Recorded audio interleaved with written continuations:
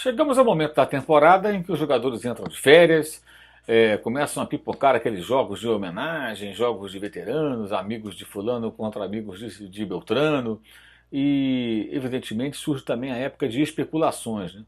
O que chama atenção é a maneira como algumas negociações que não existem começam a ser tratadas como se fossem concretas, né? Fala-se do Dudu, sabe-se lá em que mundo, né? Na China, no mundo árabe, na Europa, como se o jogador já tivesse uma proposta concreta. Teve há alguns meses. Acabou não sendo liberado pelo Palmeiras, que em seguida negociou Roger Guedes com o futebol chinês.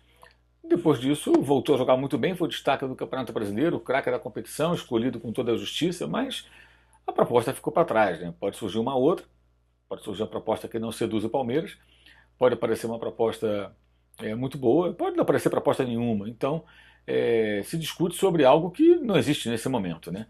Como não existe também no São Paulo o mínimo de rumo, né? As tentativas de ajustar o time, elas trafegam em estradas bem distintas. Começaram o ano com essa nova gestão, Raí, Ricardo Rocha, que está saindo, Lugano, Dorival Júnior, técnico do ano anterior, que durou pouco tempo, aí chegou a Aguirre, que levou o time à liderança, mas fazia com que a equipe jogasse um futebol pragmático e sem muitas perspectivas. Não deu certo, venceu um jogo em 10, foi demitido, aí veio o Jardine para ser interino, estranhamente efetivado, de forma muito precipitada, e o São Paulo não dá nenhum sinal de que tenha um planejamento minimamente razoável, concreto, factível, pensando em 2019. Corinthians buscando aí uma saída, buscando uma solução em cima do Carille, como se um técnico sozinho pudesse resolver os problemas de um elenco muito fraco.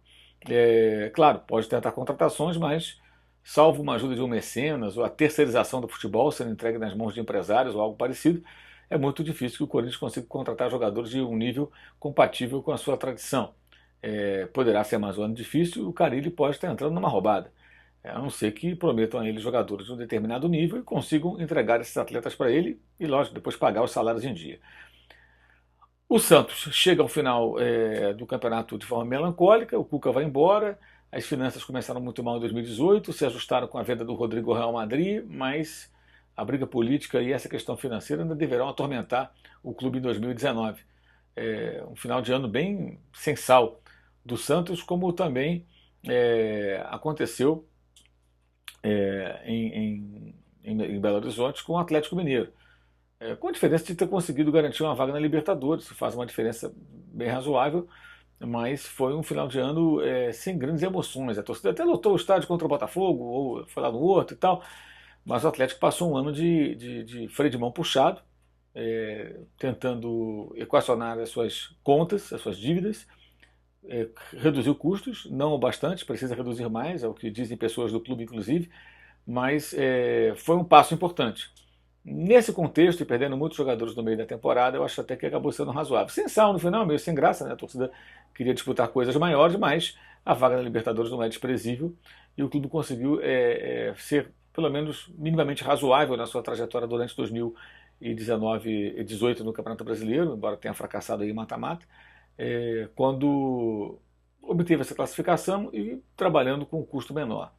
E para dar um passo adiante no ano que vem, talvez precise de um pouco de criatividade, porque as finanças não vão se organizar de uma hora para outra. Como não estão bem organizadas as finanças do Cruzeiro.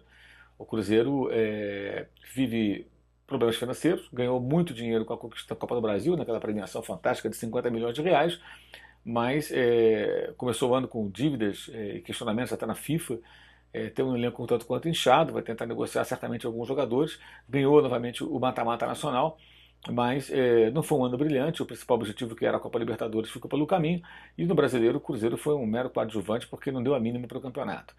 Agora vejamos qual vai ser a estratégia para o ano que vem, com a base certamente sendo mantida, mas também com muitos jogadores trintões, o elenco do Cruzeiro não é um elenco muito jovem. E o América foi rebaixado para a segunda divisão, né? O América acabou caindo, o time ioiô, sobe e desce, normal, até com Adilson Batista teve um momento que sonhou com a permanência na Série A, mas depois despencou.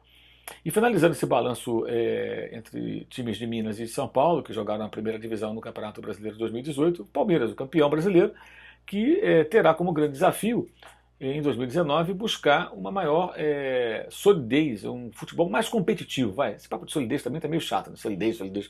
O que é a solidez, né?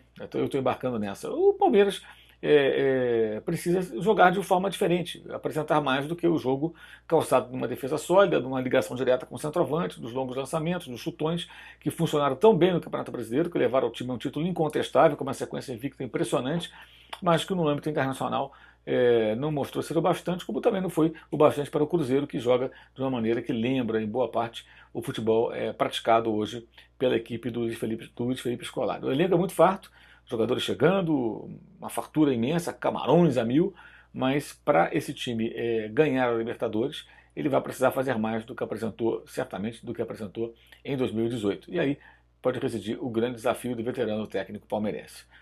Voltaremos aqui ao canal falando dos times de outros estados que disputaram esse Campeonato Brasileiro durante esses próximos dias.